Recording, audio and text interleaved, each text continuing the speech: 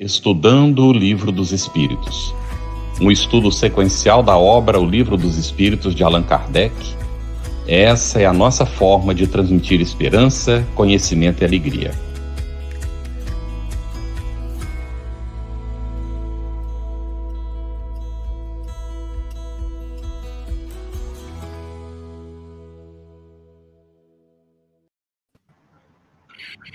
Nossa saudação fraterna, você que nos acompanha no Conversando, aqui sobre o Livro dos Espíritos, esse nosso estudo que a gente está fazendo semanalmente, toda segunda-feira.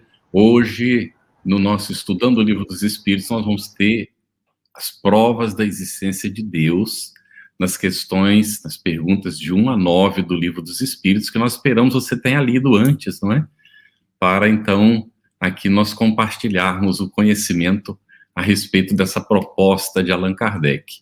Nós damos as boas-vindas à querida Cris, que está nos apoiando na atividade, e também as nossas boas-vindas à Denise Lino, que tem um amplo currículo, que inclui, ela é expositora e escritora espírita, idealizadora e apresentadora do programa Literatura Espírita, Prazer em Conhecer, autora do podcast Minutos com Joana, vinculada à Sociedade Espírita Joana de Ângeles e à Fraternidade Espírita Luz e Verdade em Campina Grande, na Paraíba. Nossa saudação, Denise, para você. Olá, Carlos, boa noite. Olá, Cris, olá, Calci. E olá, amigos internautas que nos acompanham no Estudando o Livro dos Espíritos.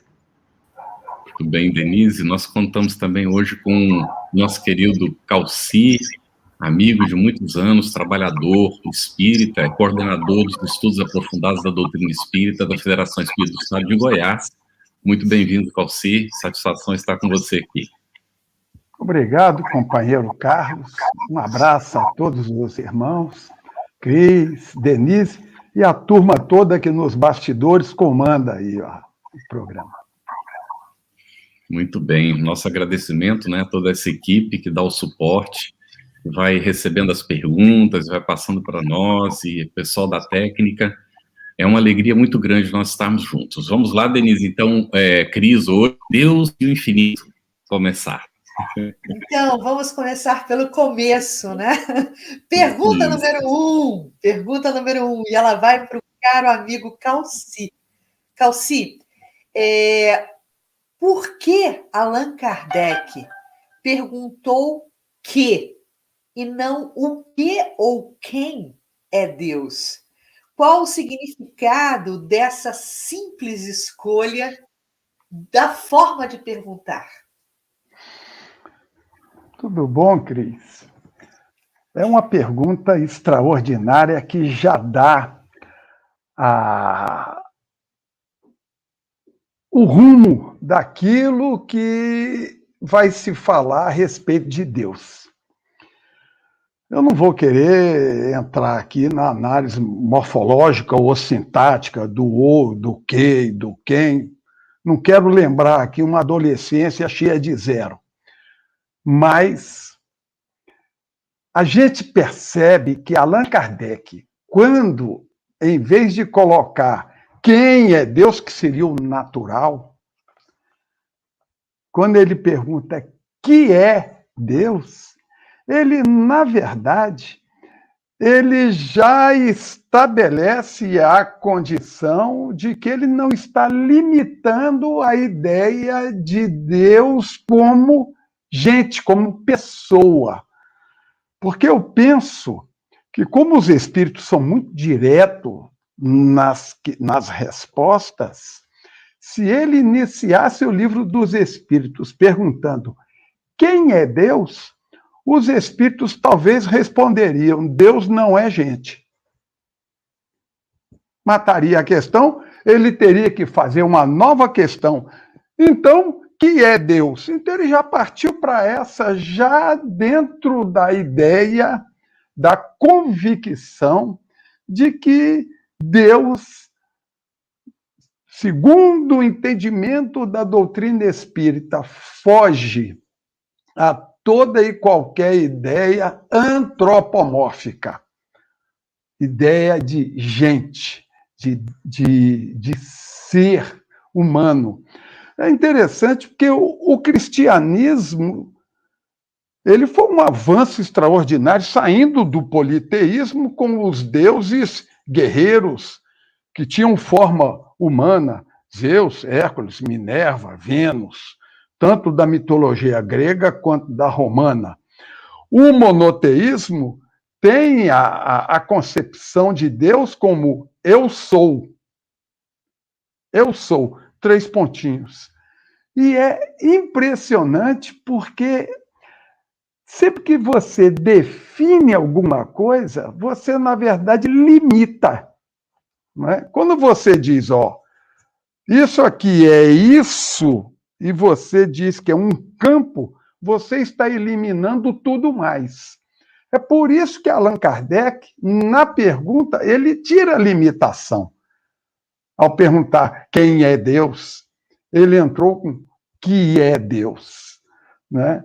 Nos trazendo já na primeira questão do Livro dos Espíritos a ideia que a doutrina espírita coloca a respeito da ideia de Deus, que é um avanço àquelas ideias que se tinha do primitivismo, de deuses em forma humana, e que, por contaminação, entrou também dentro do conceito da Igreja Católica.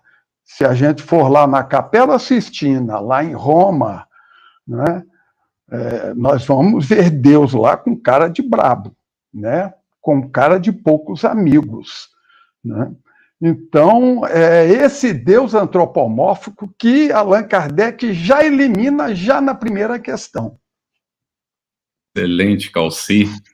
Muito bom, Denise. Então, qual é a resposta que os espíritos dão a essa pergunta de Kardec, né, que o Calci explicou tão bem, que é Deus? Como a doutrina espírita apresenta Deus para nós? Vamos ver o conceito e entendimento aí da resposta que Kardec obtém dos espíritos. Isso. Então, o Calci introduziu muito bem a análise da pergunta, e esta é a primeira pergunta do Livro dos Espíritos. Para quem está nos acompanhando nesse estudo, está começando a acompanhar o Livro dos Espíritos agora, né? Então, das 1019 questões, essa é a primeira, não necessariamente a primeira pergunta feita por Kardec aos espíritos, mas a primeira na organização do livro, que é de fundamental importância para nós. Então, a essa questão tão importante, né, que é Deus, a resposta é uma resposta sintética e que faz com que nós avancemos a anos-luz de todas as concepções que existiam antes. Porque a resposta nos diz que Deus é inteligência suprema, causa primária de todas as coisas. Então, pegando um gancho na resposta do Calci, quando ele diz que, a partir de uma pergunta, nós podemos fazer uma identificação com um campo, com uma delimitação, vejamos que os espíritos, ao responderem a Kardec, eles ampliaram exponencialmente o conceito de Deus que nós tínhamos até aquele momento, porque sai de um conceito antropomórfico, de um Deus com desejos, de um Deus vingativo, para apresentar a noção de Deus como inteligência. Mas não é uma inteligência qualquer, é a inteligência primária e a causa de todas as coisas. Uma inteligência que é suprema, ou seja, que é soberana, que está além e que é a causa primária de todas as coisas. Então, talvez hoje, Carlos, quando a gente começa a lidar de forma mais recorrente com a chamada inteligência artificial, a chamada inteligência das coisas, inteligência das máquinas, nós começamos a vislumbrar, assim, no mínimo por cento, o que é essa inteligência sideral, que coordena com leis imutáveis, né? Esse estudo vai mostrar mais à frente as leis de Deus, e essa inteligência, ela é soberana e ela é o ponto inicial de tudo aquilo que nós conhecemos. Então, a doutrina dos espíritos nos traz essa definição que é bonita, que é científica e que, ao mesmo tempo, é simples de entender. Deus não é uma pessoa, Deus é uma inteligência que a tudo preside, a tudo organiza e a tudo sabe. Muito bom, Denise. Olha, com a sua resposta, as nossas dúvidas, elas não se estendem mais ao infinito. Eu quero pegar esse gancho do infinito para perguntar ao Calci o que é infinito e se nós poderíamos dizer que Deus é infinito, ou é o infinito? Está desdobrado na questão 2 e 3, não é? Eu tenho que a questão número 2, o que é o infinito, seja uma preparação para a pergunta número 3, quando ele vai indagar se Deus é o infinito. Antes dele indagar se Deus é o infinito, ele quer definir primeiro o que é infinito. Eu acho fantástico. Eu não sei, eu fico, às vezes, apostando para ver qual é o mais bonito, se é a pergunta ou se é a resposta, não é? Porque quando ele indaga o que é o infinito, os espíritos respondem aquilo que é óbvio para todos nós, né? Aquilo que não tem fim, infinito, não finito, não fim. Mas eles acrescentam, também não tem começo. Aí a gente encontra pessoas que diz impossível não haver alguma coisa que não tenha começo nem tenha fim. Existe. Criação nossa até, do ser humano. Os números. Me diga o maior número que você tem aí, que eu vou te arrumar um maior do que ele. E a gente vai nesse crescendo, que a gente não vai chegar a um fim. E ao contrário também, abaixo do número 0, a gente vai ao infinito. Menos 1, menos 1, menos 1. Então, o ser humano criou algo infinito. Ora, quando ele pergunta se Deus é o infinito, esse artigo é uma beleza, esse artigozinho O que está aí. Deus é o infinito, ele não está perguntando se Deus é infinito. Ele está querendo fazer uma correspondência entre Deus e o infinito. E a resposta que os espíritos dão é: tudo aquilo que é desconhecido é para nós infinito. Ou seja, a gente considera as coisas que a gente não entende bem, nem o início nem o fim, como algo infinito. Mas quando ele indaga na questão número 3, se Deus é o infinito, os espíritos respondem: pobreza de linguagem. E é mesmo. É pobreza de linguagem. É você querer definir uma coisa que a gente não conhece por outra que a gente identicamente não conhece. O conhecimento humano é muito interessante, porque a gente só consegue conceber e conhecer as coisas através do contraditório. Por que é saúde? Porque não é doença. Por que é claro? Porque não é escuro. Porque é dia? Porque não é noite. Porque é isso? Porque não é aquilo.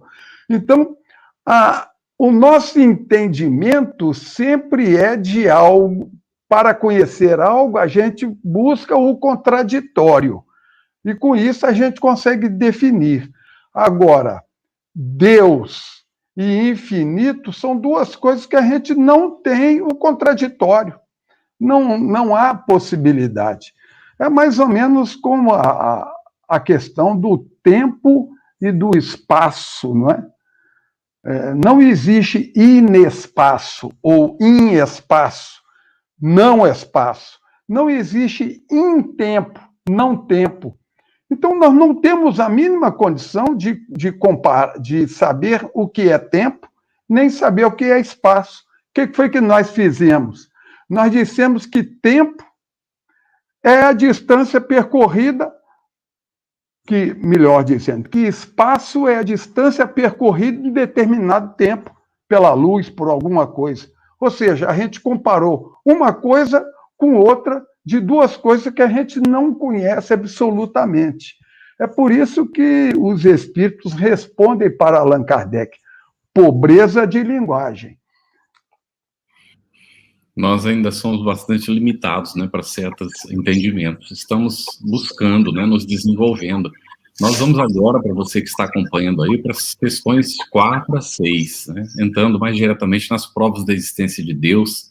E, Denise, onde se pode encontrar a prova da existência de Deus?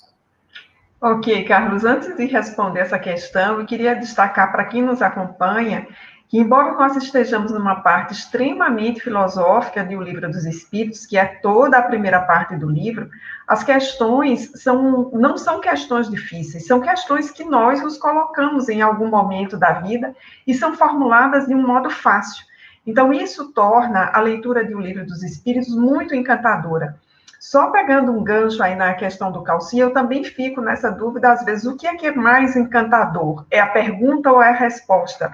Porque eu me vejo muito em algumas questões, talvez não formulando, com certeza, com a capacidade de síntese de Kardec, mas há algumas questões que ele coloca que em algum momento da vida eu já me fiz também. Por exemplo, essa, onde encontrar a prova da existência de Deus? É uma pergunta que nós nos fazemos num momento de reflexão, num momento de vida em que nós estamos mais reflexivos, mais questionadores, num momento de dor, a gente precisa, inclusive, ter essa resposta, né, que nos aponte para algo em que nós possamos verificar com uma concretude, assim, onde encontrar as provas da existência de Deus. E Kardec faz essa indagação na questão de número 4.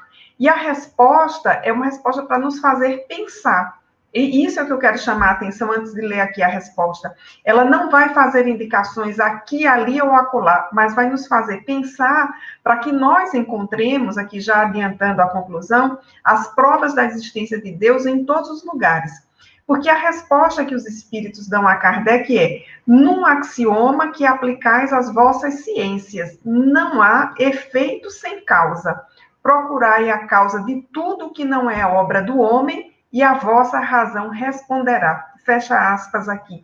Então, Carlos e amigos, eu acho essa resposta muito elucidativa e, ao mesmo tempo, muito provocativa, porque aqui nós já temos uma pista de como é o diálogo com os espíritos em O Livro dos Espíritos. As respostas também eram para fazer pensar.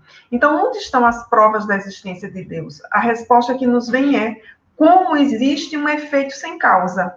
O que significa dizer que nós estamos diante dos efeitos.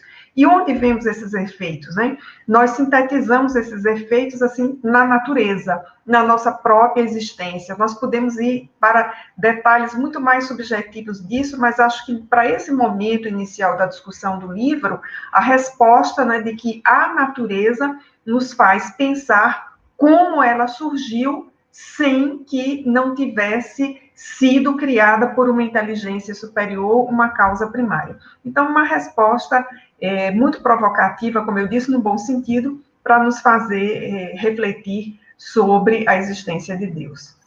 Denise, só um pouquinho, Cris. O Antônio Porto fez um comentário: nós somos a prova da existência de Deus, não é? E eu fiquei me lembrando de uma situação que narram, né, de uma pessoa muito, assim, dada por conhecedora, um sábio, e chega num homem simples do campo, não é? E vê que o homem, ele tem o hábito de ficar orando, agradecendo a Deus. Ele fica, então, ele diz assim: poxa, eu queria que você me demonstrasse, não é? Onde é que você está vendo Deus? Onde é que está Deus? E aí o homem disse assim: olha, sabe, eu na minha simplicidade, eu não saberia provavelmente lhe dizer, não é? Agora eu queria que o senhor me desse uma resposta. Se o senhor me der a resposta, aí talvez eu consiga lhe responder. Onde é que não está Deus? Então, a questão aí não é que é para a gente se perguntar. Não há necessidade, de fato, de provar que Deus existe diante de tanta evidência. A dificuldade é não ver. Mas nós precisamos amadurecer, né, para conseguir perceber. Vamos lá, Cris, desculpe aí. Vamos lá, e por isso tão importante essa postura, né, de convite à reflexão que Kardec adota desde o início, né, na sua abordagem do Livro dos Espíritos. Existe até uma piada que a gente faz, né, que vai introduzir, inclusive, a próxima pergunta que eu vou fazer para o Calci, Um ateu diz assim: eu sou ateu graças a Deus. Né? Então, Calci, esse sentimento inato, né? Esse sentimento íntimo que temos da existência de Deus, não poderia ser fruto da educação, da cultura, de ideias adquiridas exatamente por influência do meio social?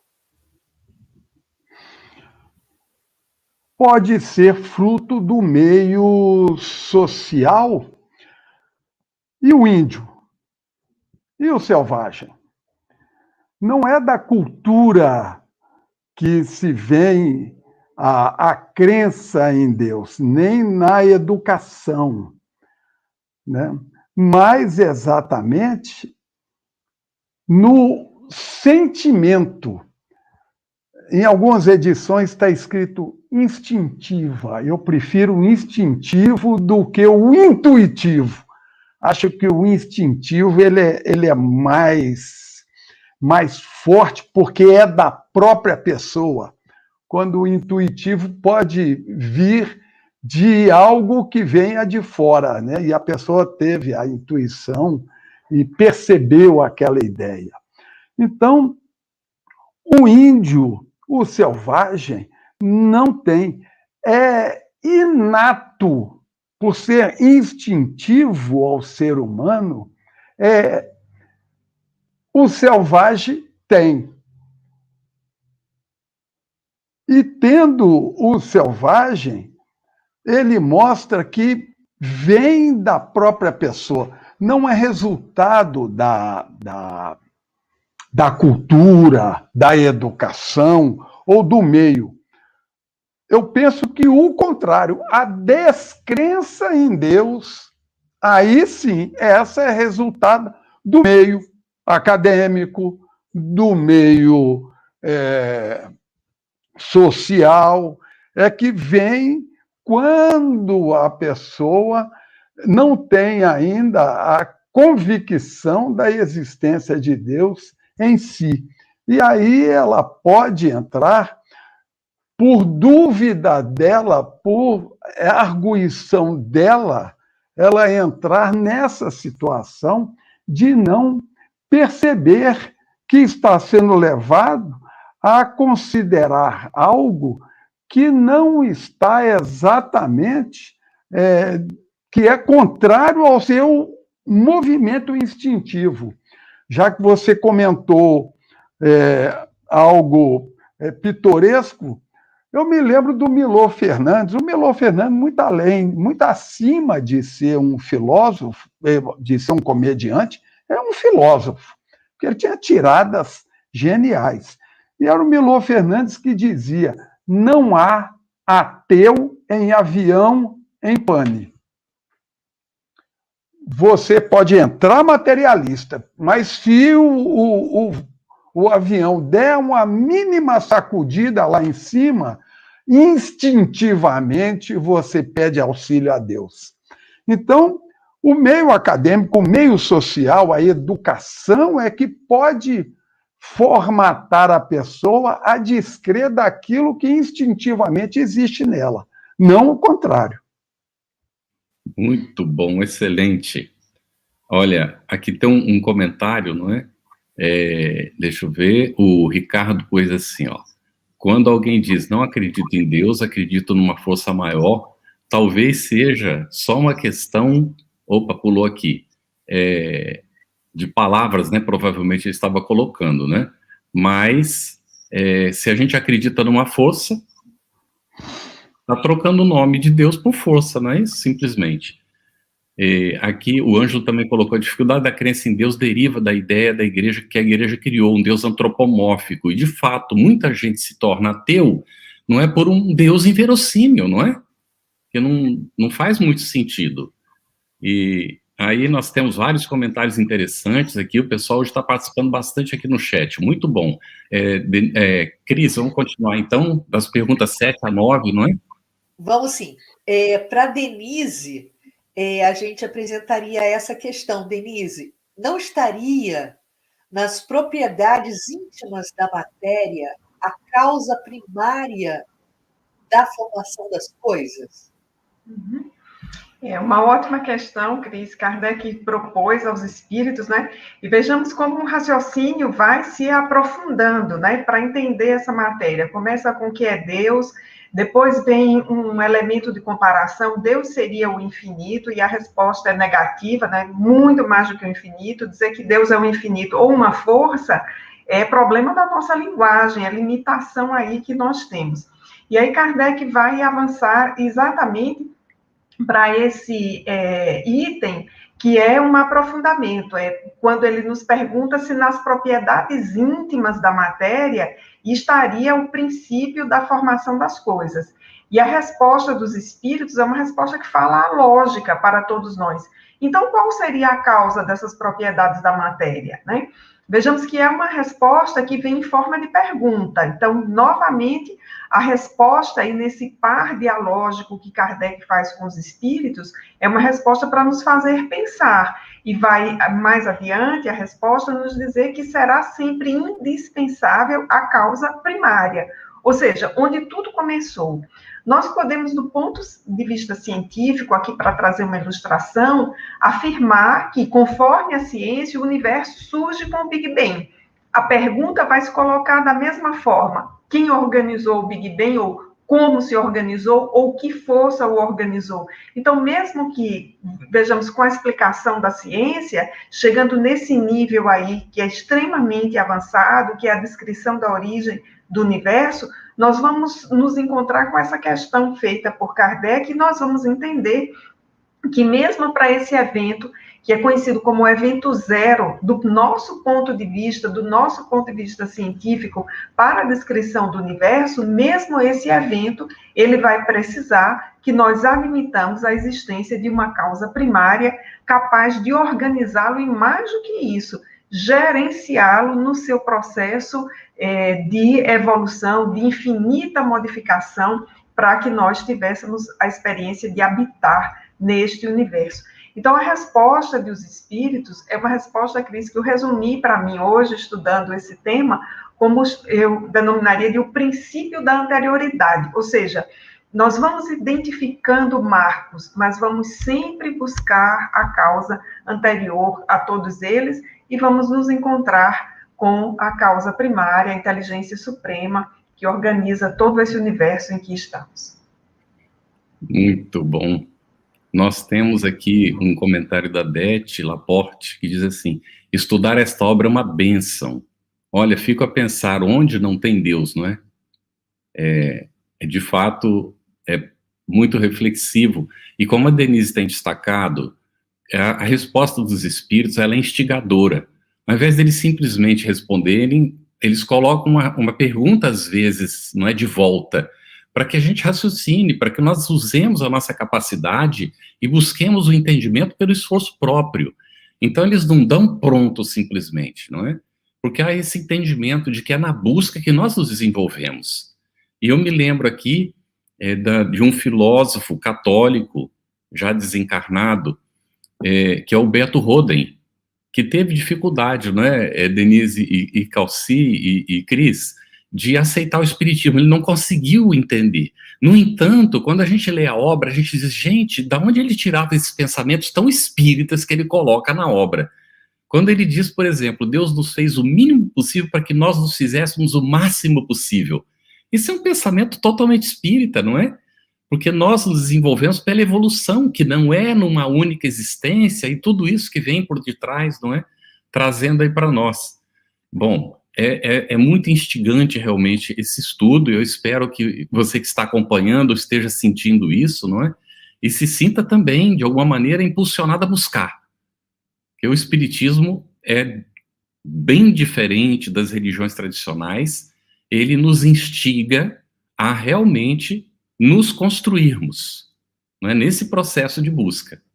Bem, eu vou perguntar para o Calci, já na questão 8, viu, Calci, do Livro dos Espíritos, Kardec faz uma proposta.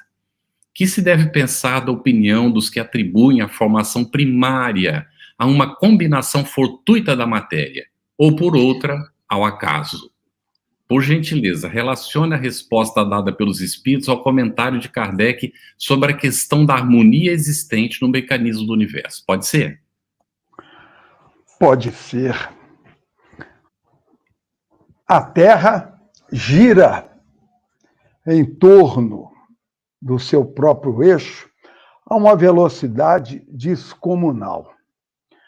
A Terra gira em torno do Sol a uma velocidade de quase 108 mil quilômetros por hora. Alguém sente balançar alguma coisa? Diz um amigo meu, somente aqueles que têm labirintite é que conseguem perceber o movimento de rotação e translação. Nós não percebemos, mas o homem constrói um carro que anda a 300 km por hora, faz uma barulheira, de vez em quando arrebenta o motor, sai óleo para tudo quanto é lado. Ora, a perfeição da matéria é exatamente a perfeição, a harmonia de todos os multiversos. A harmonia de tudo, do micro ao macro, é que nos prova a existência de Deus. Porque se você atribuir tudo isso ao acaso, você está tirando a palavra Deus, está botando acaso, e está atribuindo ao acaso uma inteligência suprema e uma causa primária de todas as coisas. Está elegendo o Deus acaso. Aliás, dizem que acaso é o pseudônimo de Deus, não é? Ele deixa os homens imaginarem que é o acaso. Mas você imagina o seguinte, se você considerar que toda essa harmonia que existe nos multiversos, se ela é fruto do acaso, eu posso considerar que a formação do dicionário se deu pela explosão das letras. As letras explodiram e se organizaram da letra A à letra Z, uma atrás da outra, direitinho. Então, é exatamente a harmonia, a beleza do universo, a harmonia com que nós navegamos nesse planetinha de meu Deus, com que nós navegamos pelo universo afora, é que nos dá a garantia da existência de um ser que coordena tudo isso e que os espíritos denominaram de inteligência suprema e causa primária, primeira de todas as coisas. É interessante que as pessoas, quando querem definição de Deus, elas esperam talvez assim: é a bondade suprema, é a misericórdia infinita, é o perdão, é o amor. Os espíritos disseram, é a inteligência suprema, talvez dizendo para a gente que o amor, a bondade, o perdão, a infinita misericórdia estão contidas nessa inteligência suprema. E os seres que ainda não conseguiram desenvolver ainda a inteligência de maneira possível a uma criatura, colocam em dúvida a existência de Deus talvez por orgulho ou por deslumbramento de si mesmo.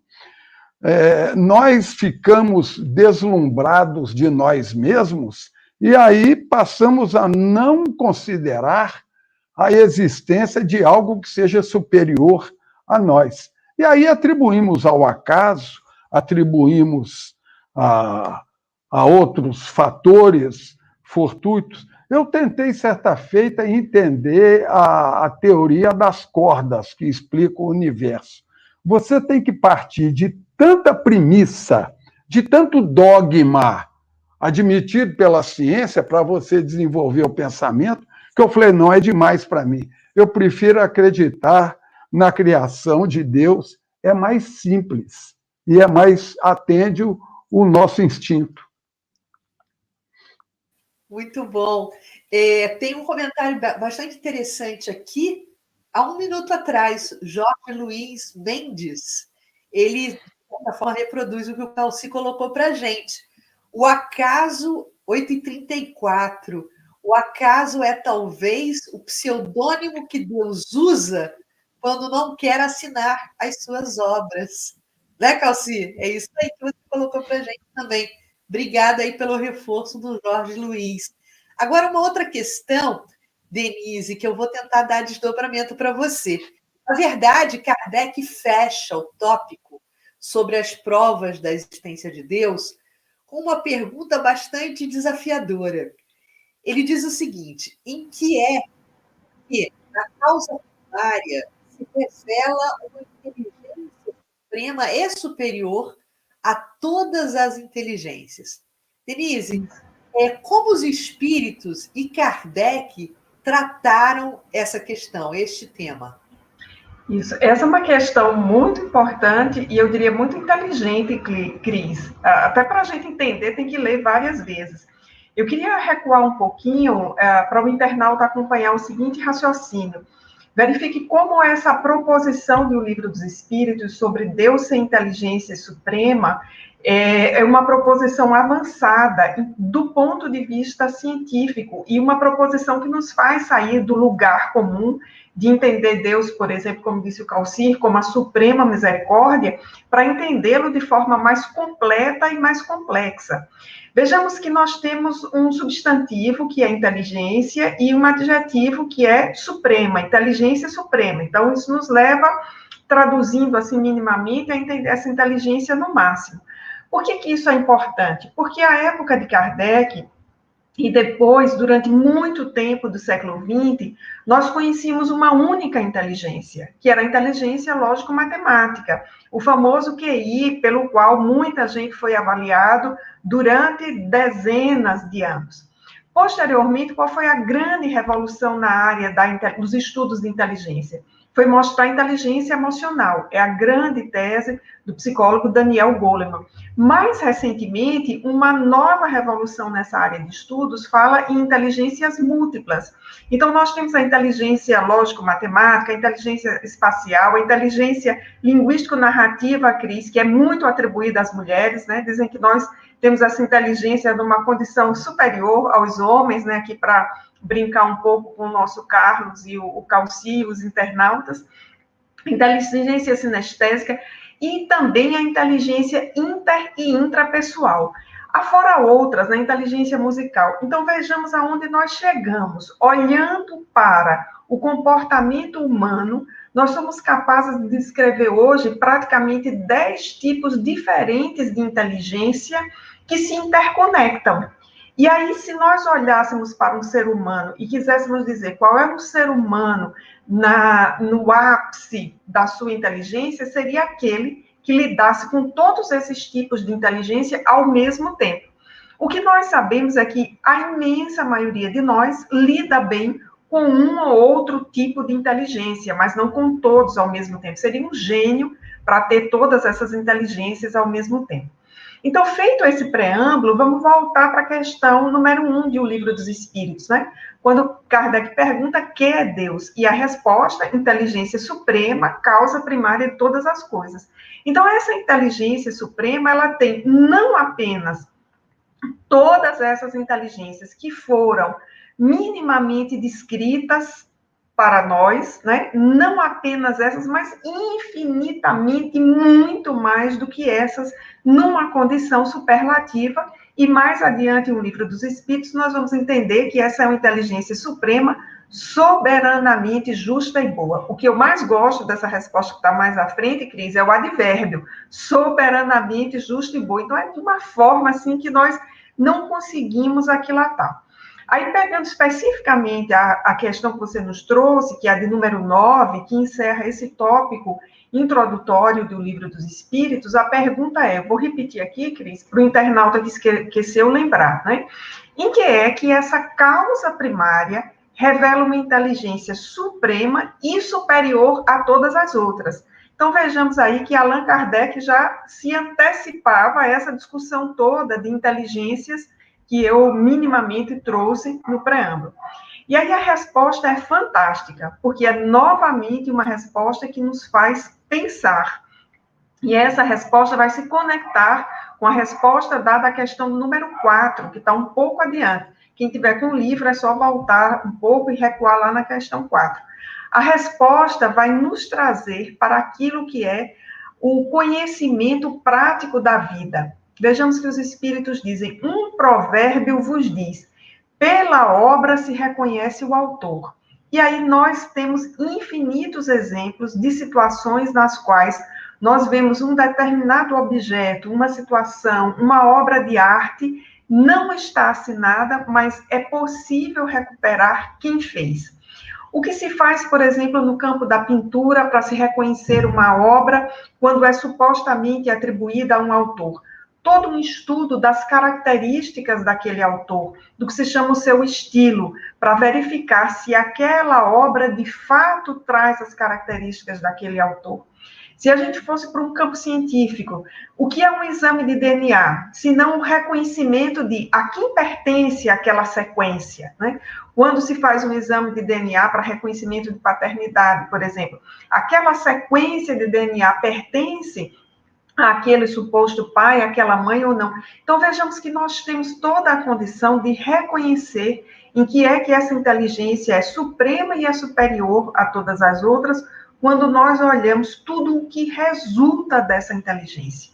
Então, nós começamos com a natureza, que é uma observação simples, o dia, a noite, os ciclos da natureza, todos os processos. Nós avançamos e olhamos, como o Livro dos Espíritos vai nos trazer mais à frente, as leis morais. Então, nós temos aí a lei do trabalho, a lei do progresso, a lei de sociedade, a lei de reprodução, e de conservação, de destruição, de liberdade, nos mostrando essa inteligência suprema. Mas eu queria trazer aqui uma história que eu pensei que quase o Carlos ia contar, que é uma história que a gente contava muito quando evangelizava. Eu narrei essa história muitas vezes para várias gerações de evangelizandos. É uma história curtinha que o Espírito Meimei ditou a Chico Xavier. É uma história que o Espírito Meimei ambienta naquele mundo da Arábia, né? Então, aquele senhor muito simples, um árabe que conduzia camelos, que não tinha nenhum conhecimento de escrita, mas era profundamente reverente a Deus, porque ele enxergava Deus em todas as coisas. E o dono daquela companhia que atravessava o deserto era um homem muito soberbo, muito orgulhoso, e sempre questionava aquele seu fiel trabalhador, por que ele orava tanto? Um dia que ele podia provar que Deus existia. Aí a historinha traz várias evidências, muito poéticas e muito bonitas. Uma delas diz assim, ao receber um bilhete sem assinatura, consegue-se reconhecer a caligrafia a quem pertence? E todos nós conseguimos, se é a caligrafia de alguém da nossa intimidade. Se vês o barulho de animais em torno da tenda, como reconhecer que animal é? E a resposta é pelas pegadas. E aí a história termina dizendo que aquele simples condutor de camelos chama aquele senhor e diz, olhai para o céu à noite e vede as estrelas, como não admitir que elas são criadas por Deus? Então, essa inteligência suprema e superior dá mostras, né, em todos os momentos, e dá mostras não apenas da sua superioridade, mas, sobretudo, da sua bondade, da sua magnanimidade para conosco, Cris. Muito bom, excelente, ativando aí a nossa convicção a respeito, não é, do nosso Criador. E aqui a Sônia Maia Abraão colocou, temos a centelha divina dentro de nós, não é? Então é nessa viagem que agora mesmo a Denise fez uma descrição maravilhosa, não é? Dessa viagem, a gente olhando para fora, e quando a gente olha também para dentro de nós, então, naquele infinito, para os dois lados, como o Calci estava falando, né? Então, a gente também vê o infinito dentro de nós, e a quantidade daquilo... Gente, nós temos quilômetros de veias na nossa organização física, nós estamos falando só do físico. Agora, quando a gente começa a examinar a nossa essência, o que é que nós somos, é o quem nós somos e o que é que nós somos, que a gente ainda vai examinar mais à frente também no Livro dos Espíritos, não é? Tudo isso é muito instigante e é muito interessante como é que nós podemos atribuir isso a uma obra de um acaso cego. Realmente é muito orgulho da nossa parte não admitir Deus. Não tem possibilidade de não ser orgulho, não é? Mas a gente precisa respeitar. Eu me lembro de uma história que eu li há muito tempo, de um senhor que escrevia, inclusive, americano, eu não lembro o nome dele. Ele escrevia ateu, e toda a escrita dele era para provar que Deus não existe, que isso era um absurdo, que era uma criação mesmo da educação e tal. E um dia ele sai numa viagem de navio, não é? No tempo que não tinha os aviões e tal, e o navio lá pelo meio do caminho sofre um vendaval, uma coisa toda lá, e é um acidente, eles precisam saltar fora para ir para os barcos, né, salva-vidas. Ele entra num barco daquele e vai daquela tempestade, vem uma onda imensa. Na hora que ele vê a onda vindo, ele fala assim, meu Deus! Se salvou e entrou num conflito terrível. E foi examinar de onde tinha saído aquilo. A partir daí ele passou a escrever para evidenciar que era impossível não admitir a existência de Deus. Como o Calci tinha dito, você entra num avião, o indivíduo no avião começa a cair lá, ai, ai, ai, não é? Quero ver quem é que não vai recorrer à força suprema, não é? Então é muito interessante, aqui também tem um comentário do Danilo Bon, diz assim, sobre Descartes, não é? Que define Deus da melhor forma possível na nossa linguagem. Inclusive é nítido que a pergunta elaborada por Kardec e a consequente resposta aos inclusive termos de Descartes.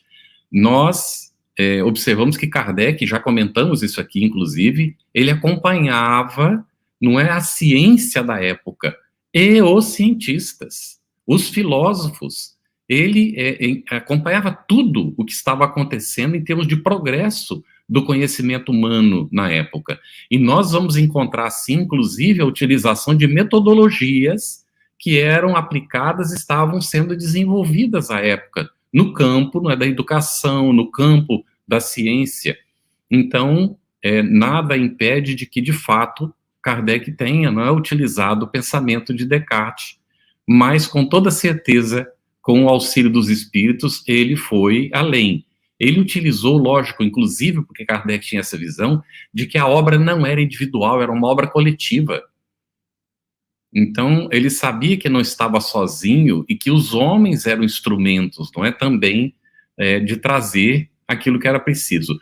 Valderi, não sei dizer esse sobrenome, Schwingel, Deus é indispensável à existência primária e moral, se não o fosse, não seria ele a causa primária de todas as coisas. Aí, a dita Pandolfi, estamos aqui hoje, não temos condições de, como encarnados e espíritos ignorantes no caminho da evolução, obscurecido ainda, não é, tentar definir o universo e a existência.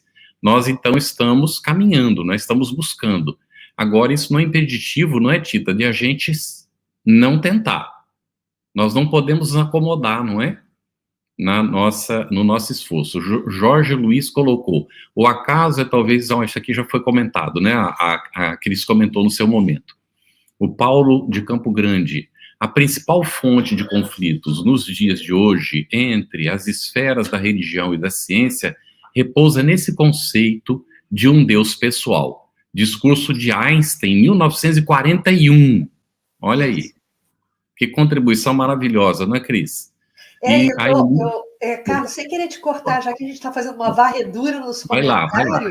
Antes da gente poder passar para a próxima pergunta, tem uma pontuação muito interessante de Ângelo Vital, aliás, que precedeu a essa do Einstein, quando ele nos lembra dessa fase de ruptura entre a ciência e a religião, né, e que Kardec apresenta uma grande ponte nesse processo, né?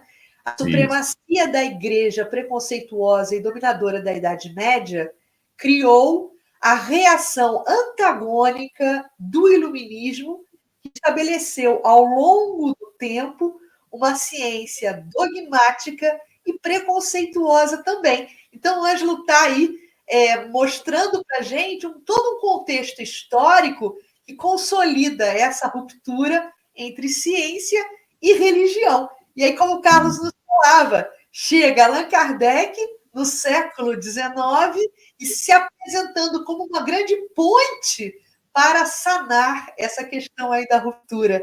Foi só essa parte aqui que eu achei que coincidia com a pontuação do Einstein também. Muito bom, Cris. Antes de passar para o que a gente tinha previsto, tem uma pergunta da Andréia Henriques aqui, que eu vou fazer para o Calci. Ela pergunta, é correto dizer que foi a vontade de Deus quando a pessoa faz uma escolha errada? A pessoa escolhe errado por vontade de Deus? Esta é uma discussão que já vem há longos anos entre arminianos e calvinistas do movimento evangélico. E é muito interessante a discussão, porque os calvinistas mais rigorosos, vamos dizer assim, eles entendem que Deus é o autor de tudo, inclusive do mal. Que se ninguém faz nada sem autorização e o planejamento de Deus antes, né, então seria Deus, na verdade, o autor do mal. Nós estamos aí remetendo a indagações que vêm do tempo de Santo Agostinho, do século IV. É delicioso entrar nesse assunto. Vale a pena. Agora, a conceituação espírita, ela varia um pouco dessa discussão nobre, edificante, elucidativa que a gente verifica hoje dentro do meio evangélico, entre arminianos, que adotam a postura mais do livre-arbítrio, e dos calvinistas, que apostam mais numa visão da predestinação de tudo. Deus predestina e ordena e pré-ordena tudo, inclusive o mal. A doutrina espírita diz assim: Deus nos cria simples e ignorantes e nos dá uma predestinação a todos, toda a humanidade. Você será perfeito. Essa é a predestinação que Deus coloca na existência de cada ser desde o início em que é criado. O caminho é seu. Deus te dá o livre-arbítrio e diz, segue o seu caminho. Deus confia tanto na gente, mas confia tanto que ele nos dá o livre-arbítrio e fica aguardando, porque sabe que nós vamos chegar lá, porque nós somos criaturas dele. Quando o homem se apropria do mal e imagina que o mal seja o melhor caminho, ele está apenas simplesmente buscando o caminho do seu aperfeiçoamento. É preciso retroceder, aprender e continuar.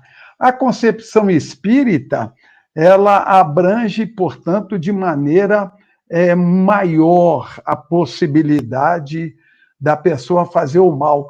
O mal feito é a ação do homem. Emmanuel diz uma frase que eu acho lapidar, dentre milhares que ele diz. Ele diz o seguinte: Deus criou o livre-arbítrio e o homem criou o determinismo. Nós nos vinculamos àquilo que nós fazemos. Então, aquilo que é o mal, que prejudique a alguém ou a nós próprios, teremos a oportunidade de corrigir lá adiante.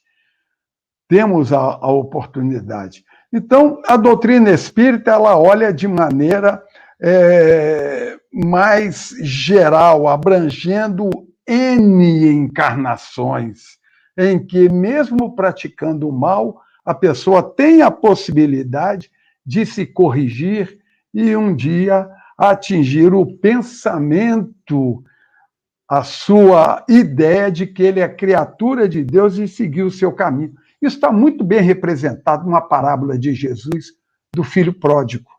Errou, cometeu o erro, um dia ele cai em si. Ô, frasezinha bonita, caiu em si. É quando a pessoa se verifico Deus que está em si, a imanência de Deus, a presença de Deus em cada um. O que eu estou fazendo aqui? Eu não sou isso, eu sou filho daquele pai. E aí se posta no caminho, ou seja, converte o mal feito em oportunidade da evolução. É uma discussão interessante, talvez a gente poderia um dia separar assim, uns 2 meses para a gente conversar sobre isso. O Cris, tem 2 perguntas do Jaime ali no privado. Faz para a Denise essas 2, pode juntar as 2 que tem relação uma com a outra, né? Sim, são maravilhosas as considerações aqui do Jaime, né? Coloca o seguinte, Denise, não seria o pensamento a causa do ateísmo? E na segunda questão, no desdobramento dessa questão, ele coloca um complemento, né? E não seria o pensamento orgulhoso a causa do ateísmo? Cris, eu acho que o nosso Jaime aí já respondeu a questão, né? Quando ele coloca na segunda pergunta o pensamento orgulhoso. E aí foi muito bom que ele tenha feito essa questão, e isso me permitiu voltar para a última questão que você tinha feito. Eu me empolguei um pouco e esqueci de voltar para o fecho que os espíritos trazem na resposta a Kardec, aquela mesma questão 9 lá, sobre como se revela a inteligência suprema, né, a causa superior de todas as coisas. E os espíritos dizem algo muito interessante, né? É que é o nosso orgulho que gera a incredulidade.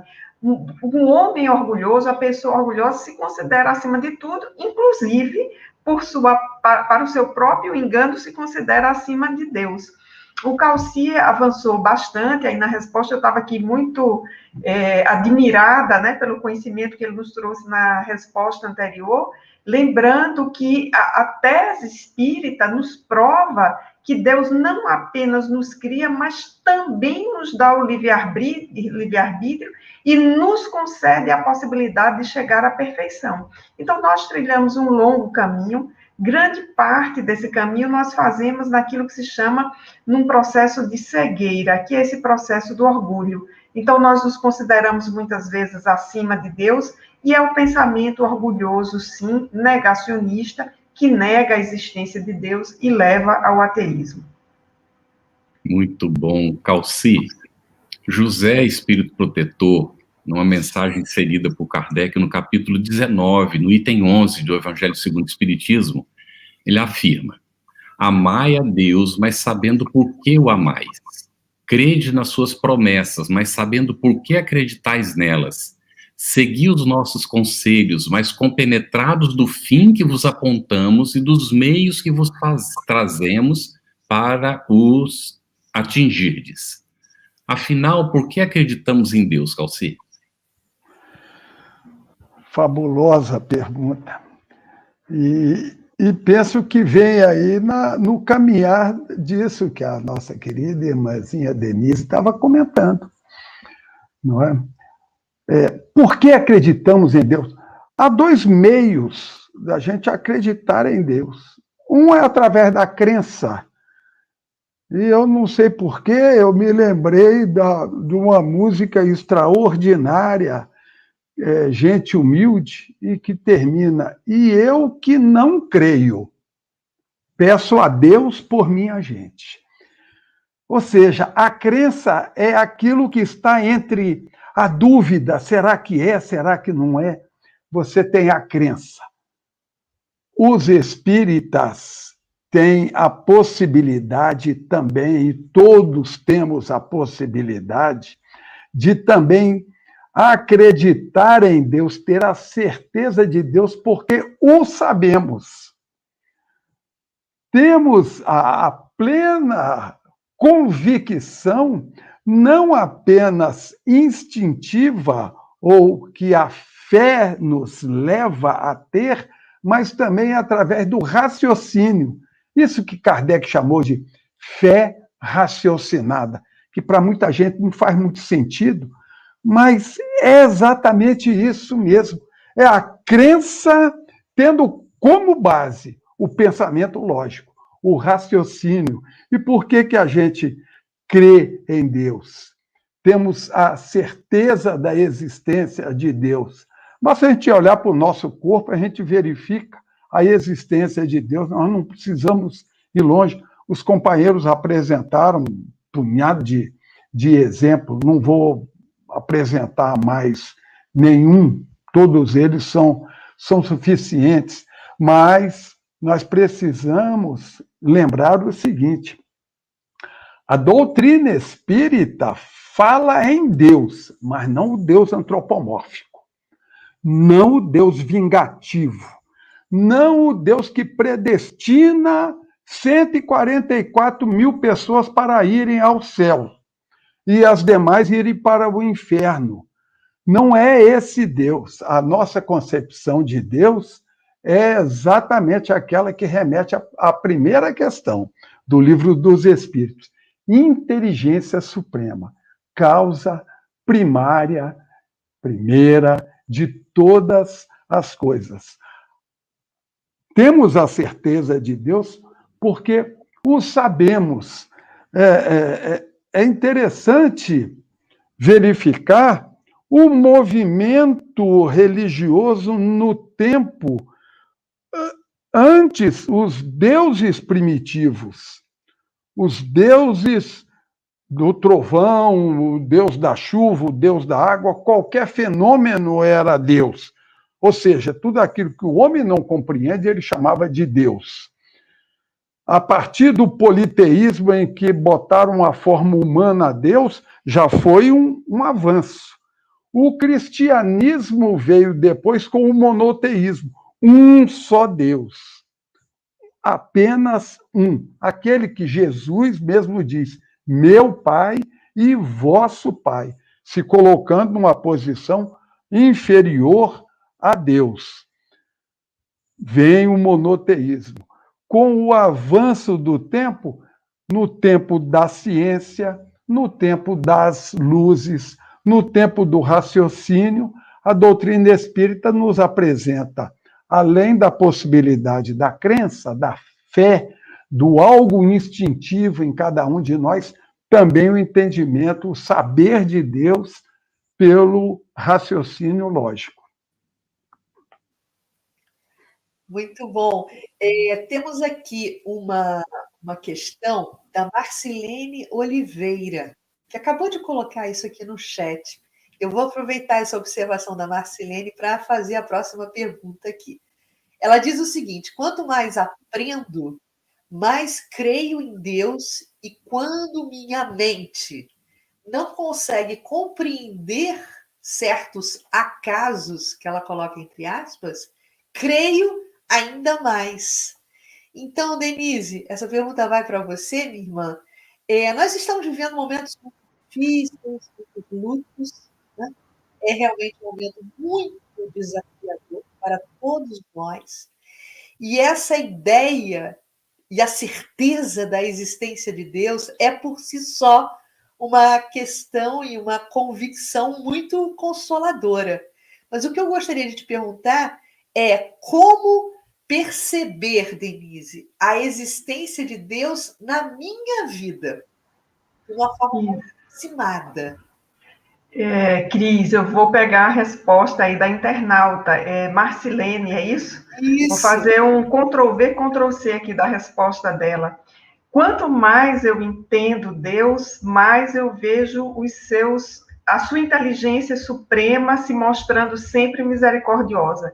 E quando eu não entendo os acasos, aí é que eu percebo Deus. Vou me apropriar dessa resposta porque foi perfeita. Para lembrar que essa matéria é uma matéria que envolve conhecimento da área da filosofia, conhecimento da área da física, mas também poesia e percepção. Então, nós enxergamos Deus em nossas vidas, e eu posso falar isso por mim, desde aquilo que o Carlos lembrou ontem, né, os quilômetros de veias, né, a forma como o sangue está distribuído no corpo, mas o fato de ter duas vistas, de modo que se uma ficar prejudicada, a outra pode superar, né? Quem é míope sabe bem disso, aqui eu estou olhando para os 4 nessa tela, os 4 usam óculos, né? Então, a gente percebe como um olho compensa o outro, 2 pulmões. Então, assim, o corpo humano é essa máquina perfeita, é considerada a máquina mais perfeita que existe, né?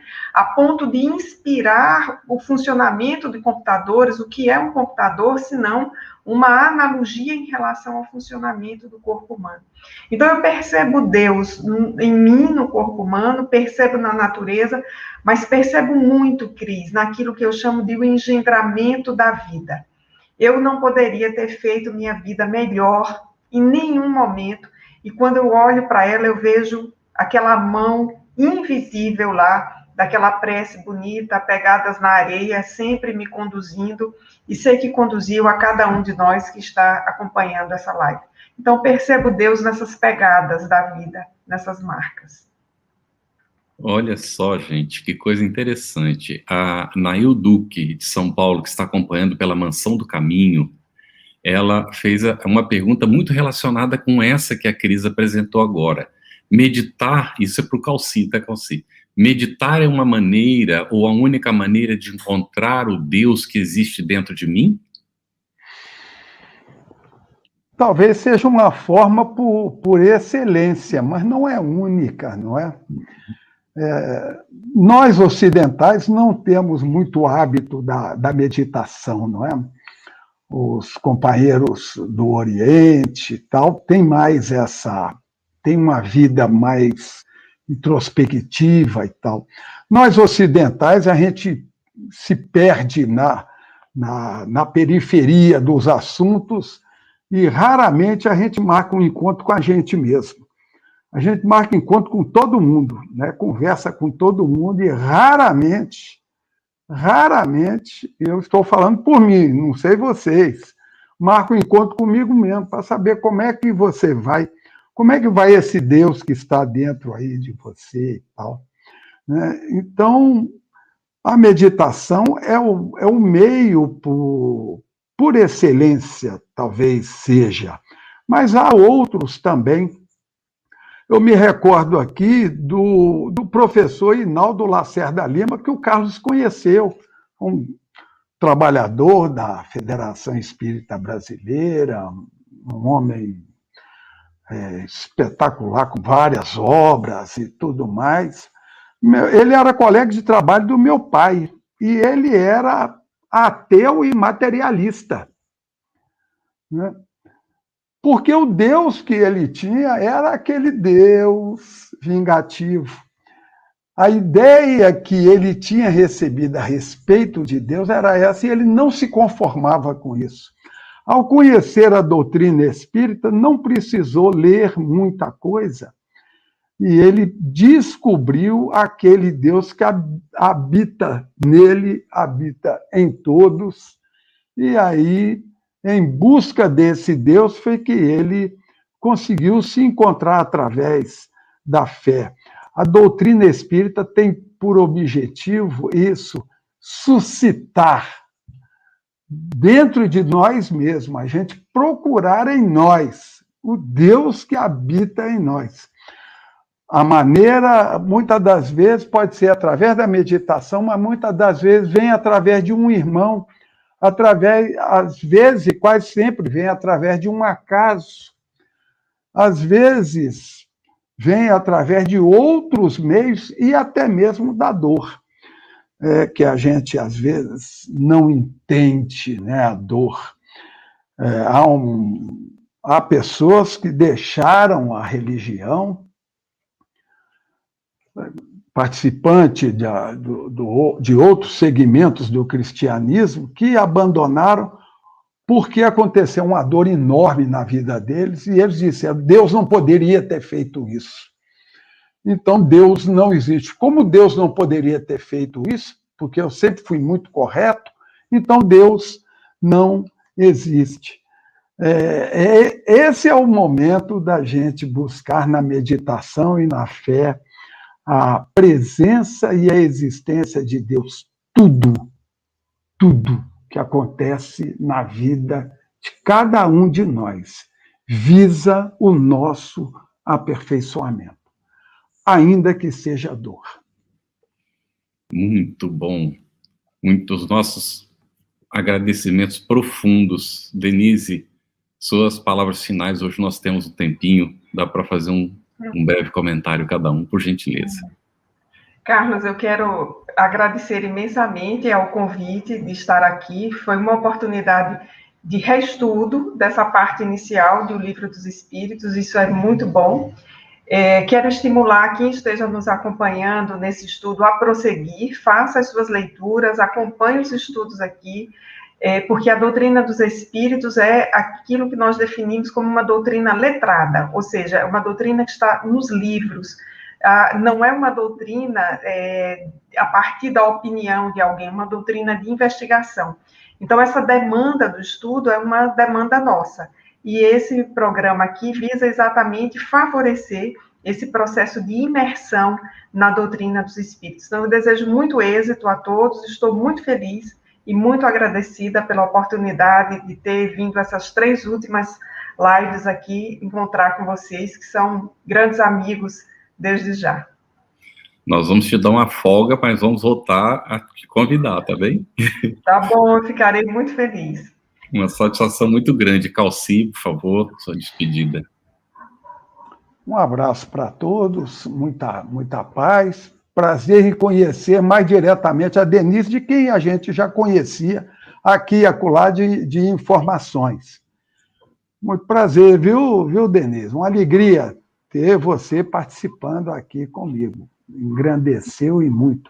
Um abraço ao companheiro Carlos, amigo desde 1980 e qualquer coisa, né? E a Cris também desde menininha, né, que a gente conhece a Cris. Então, eu me sinto muito bem, porque eu estou entre amigos. Muita paz para todos, parabéns pelo trabalho. É preciso que a gente estude o Livro dos Espíritos, começo de tudo, para que a gente possa entender o desdobramento do que vem. Cris, por gentileza.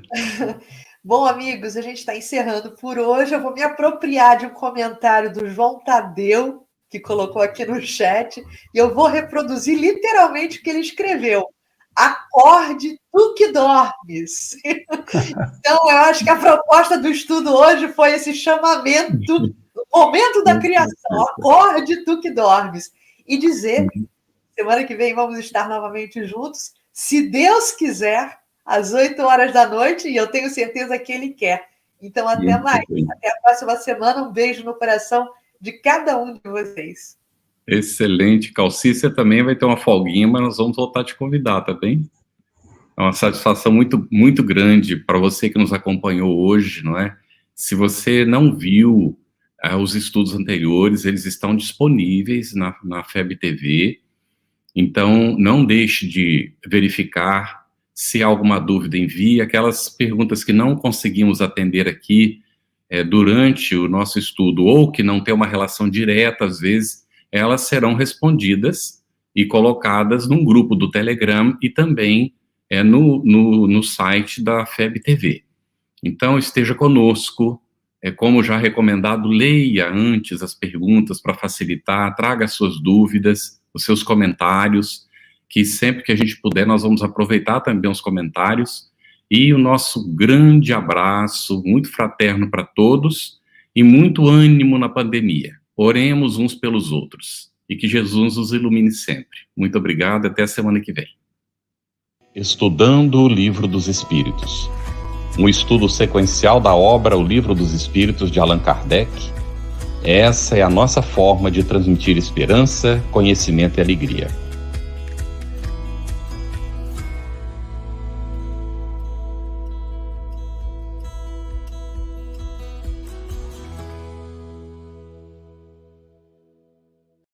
Aproveitando a minha expressão de gratidão, dizer que tu continues a participar, colaborando tanto quanto possível, para que esta proposta de amor e de paz continue a celebrar a vida por mais longos anos, porque a necessidade do mundo é impiedosa, crescente.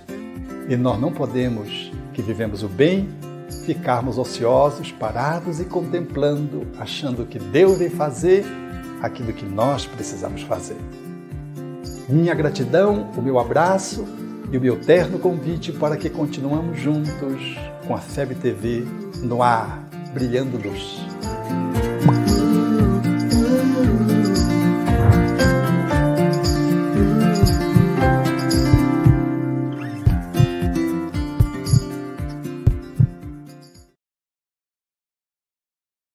Conheça a Federação Espírita Brasileira, que busca mostrar quem ela é. O trabalho realizado por meio desta instituição centenária, trazendo você para dentro da nossa casa. Como surgiu a Federação Espírita Brasileira? De Augusto Elias, o seu fundador, aos dias de hoje, o que ocorreu? Quem foram e quem são os vultos que fizeram e fazem parte desta história? Qual a relação de nomes como Chico Xavier, Bezerra de Menezes, Ivone Pereira com esta instituição? Qual a sua missão? Como ela atua na formação do homem de bem? Apresentaremos a Federação Espírita Brasileira em formato dinâmico com vídeos, depoimentos, postagens históricas, áudios. Conheça e faça parte desta família.